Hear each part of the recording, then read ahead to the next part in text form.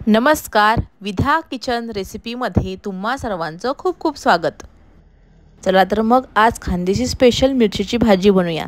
ज्यांना काही झणझणीत असं खावंसं वाटते त्यांच्याकरिता ही विदर्भ स्पेशल मिरचीची भाजी. चला तर मग रेसिपीला सुरुवात करूया. येथे मी एक पाव आंबट चुका घेतला आहे.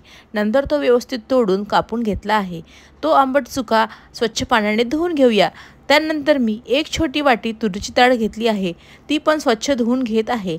त्यानंतर कुकरमध्ये तुरीची डाळ व भाजी टाकून त्यामध्ये आपण 15 ते 20 मिरच्या मिक्सरमध्ये जाडसर वाटून घेऊन त्या मिरच्यासुद्धा कुकरमध्ये टाकूया. आता गॅसवर कुकर ठेवून त्याच्या 3 शिट्ट्या होऊ देऊया. नंतर गॅस बंद करून घेऊया. चला तर मग आता भाजीसाठी काळा गोळा मसाला तयार करूया. त्यासाठी मी एक मोठा तुकडा खोबरा गॅसवर ठेवत आहे. तो व्यवस्थित झाला की गॅसवर मीडियम साईजचा एक कांदा घेऊन त्याचे 4 काप करूया. तर बघू शकता मी या कांद्याचे कसे काप करत आहे. त्याला पण व्यवस्थित जाळावर भाजून घेऊया. त्यानंतर खोबऱ्याचे बारीक काप करूया आणि कांदासुद्धा कापून घेऊया. नंतर लसूण अद्रक जिरे घेऊन त्याचेसुद्धा वाटण करून घेऊया.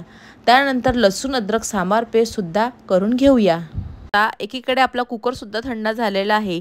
तर त्याला आता आपण रवी लावून घेऊया. रवी लावल्यामुळे ते व्यवस्थित एकजीव होईल. नंतर 2 मिडियम साईजचे टोमॅटो घेऊन ते कापून घेऊया. त्यानंतर एक मूठभर कच्चे शेंगदाणे घेऊन ते ठेचून अर्धे अर्धे करून घेऊया. त्यानंतर गॅस पेटवून पातेल्यामध्ये तेल टाकूया. तेल व्यवस्थित गरम झाले की त्यावर आपण थोडी मोहरी, जिरे, काळा गोळा, लसूण अद्रक सांबारची पेस्ट टाकून गोळा व्यवस्थित होऊ देऊया. नंतर त्यामध्ये दाणे, कढीपत्ता, टोमॅटो टाकून व्यवस्थित मिक्स करून थोड्या वेळ झाकण ठेवूया. नंतर एका पातेल्यामध्ये थोडे पाणी गरम करून घेऊया. गरम पाणी भाजीमध्ये टाकल्याने भाजी लवकरात लवकर उकळी येऊन त्याला व्यवस्थित अशी तर्री येते. नंतर त्यामध्ये हळद, घरगुती गरम मसाला व थोडा हिंग व थोडी लाल तिखट व चवीनुसार मीठ टाकून व्यवस्थित नंतर मिक्स करून घेऊया.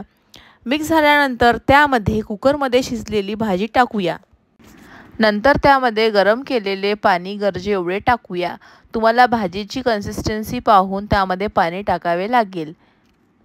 तर तुम्ही बघू शकता भाजीला उकळीसुद्धा आलेली आहे. त्यावर थोडी कोथिंबीर टाकून त्याला आपण थोडं गार्निश करून घेऊया. त्यानंतर भाकरीसोबत खायसाठी तयार आहे आपली गरमागरम झणझणीत अशी मिरचीची भाजी. जर तुम्हाला ही रेसिपी आवडली असेल तर विधा किचन रेसिपीजला please like, share, comment and subscribe करा. Thanks for watching.